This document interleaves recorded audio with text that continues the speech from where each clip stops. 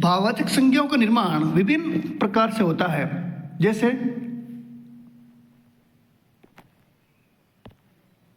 संज्ञा से होता है, सर्वनाम से होता है, विशेषण से होता है, क्रिया और अव्यय शब्दों के द्वारा होता है। यानी इन 5 प्रकारों से भाववाचक संज्ञा का निर्माण होता है। जैसे जातिवाचक संज्ञा से भाववाचक संज्ञा शब्दों का निर्माण होता है। जैसे युवा जातिवाचक संज्ञा है, अगर उसमें अन प्रत्यय लगाया तो यौवन बन गया, जो कि एक भाववाचक संज्ञा बन गई। पुरुष जातिवाचक संज्ञा है, इसमें तो प्रत्यय लगाया तो पुरुष तो बन गया। इसी प्रकार नारी जातिवाचक संज्ञा है, तो प्रत्यय से नारीत्व बन गया। बालक जातिवाचक संज्ञा का उदाहरण है, इसमें तो प्रत्यय लगता ही बालकत्व है, ये एक भाव बन गया। इसी प्रकार दास से दासत्व है, क्षत्रिय से क्षत्रित्व है, पशु से पशुत्व है, बंधु से बंधुत्व है और सती से सतीत्व है। मित्र से मित्रता,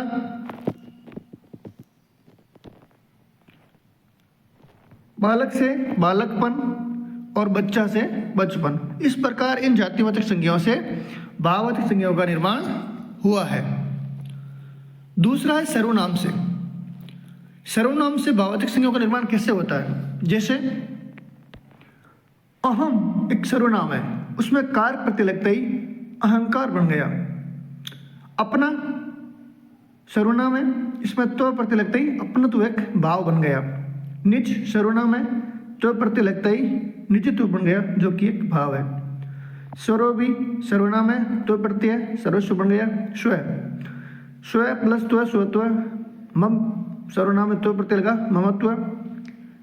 मम सर्वनाम है, ता प्रत्यय लगा ममता बना। और पराया में पन प्रत्यय लगता ही परायापन। इस प्रकार इन सर्वनामों से भाववाचक संज्ञाओं का निर्माण हुआ है। अगला है विशेषण से। विशेषण से भाववाचक संज्ञाओं का निर्माण, जैसे मीठा शब्द है, विशेषण है, उसमें आस प्रत्यय लगते ही मिठास बन गया। मीठा शब्द में आय प्रत्यय लगते ही मिठाई बन गया, जो कि एक भाव है।